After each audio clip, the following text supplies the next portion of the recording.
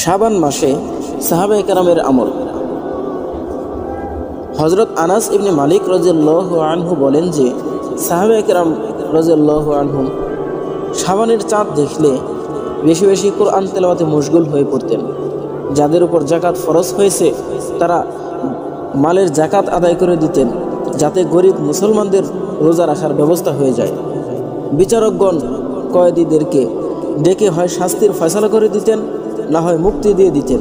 আর রমজানের চাঁদ দেখলেই গোসল করে পবিত্র হয়ে ইতিকাফ শুরু করে দিতেন।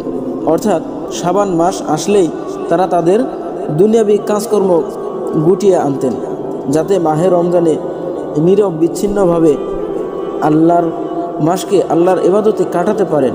এ হলো শাবান মাসের আমল আর ফজিলত। আর এ মাসের সবচেয়ে উল্লেখযোগ্য বিষয় হলো শবে বরাত, যেটা আমাদের সামনে আসছে। আল্লাহ রাব্বুল আলামিন আমাদেরকে সাহাবায়ে কেরামদের মতো ঈমান আমল দান করুন। আমিন।